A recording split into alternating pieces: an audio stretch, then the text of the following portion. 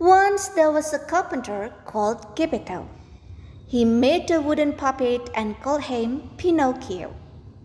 How nice it would be if it were a real baby, Geppetto thought. That night the good fairy heard him and made his wish to become real. Awake, good inanimate, now you've got a soul. She made her magic spell, touching Pinocchio with her magic wand. Pinocchio, be always a good, brave and selfless boy, said the fairy. And one day you will be a real boy. Then she addressed to Jiminy Cricket.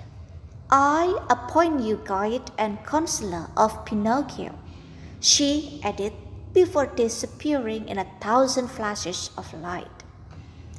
Imagine the delight of Geppetto when he discovered that this little man of wood could move and talk. The next morning, he sent him to school like a real boy. Goodbye, son, come back soon. Pinocchio was a little naughty, so, disobeying the father, he went to terrible eater. He was a puppeteer who promised to make him famous. He enjoyed a lot of singing and dancing with the other puppets. But when the show was over, it shut him in a cage. Suddenly, there appeared the blue fairy. Why didn't you go to school? She asked. Pinocchio answered with a lie, and his nose began to grow. Only when he told the truth, the fairy freed him and his nose was back to normal. On the way home, Pinocchio saw a coach loaded of kids cheering. The coachman told him that he was directed to Toyland, where the kids could do whatever they wanted.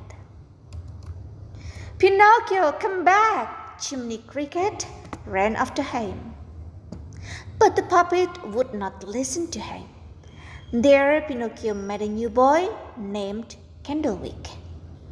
The two ate as many sweets as they could and enjoyed themselves very much. But he soon discovered that in Toyland, the lazy and rude kids were turned into donkeys. When it began to spring 2 ears and a long tail, Pinocchio ran desperately, followed by his faithful friend Jiminy Cricket. Together, they returned to the house of Geppetto, but they found no one. Who knows what happened to him? Pinocchio got panicked. At that moment, a dove brought them a message. The message said, while Geppetto was looking for Pinocchio everywhere, he was swallowed by a whale and now he became his prisoner. I want to save him, decided the puppet. Arriving at the sea, he dived and dived till he found his father in the belly of the whale. But how to get out of there? So he lit a fire, and the smoke made the whale sneeze so strong that he opened his mouth. Pinocchio and Geppetto escaped on a raft. The puppet helped his father to swim in the middle of the waves, and they finally reached the shore. But as soon as they arrived, Pinocchio fainted for the great effort.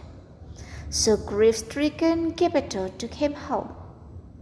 But the blue fairy, she came and woke him, and as she promised, she rewarded his courage and his goodness by transforming Pinocchio into a real boy.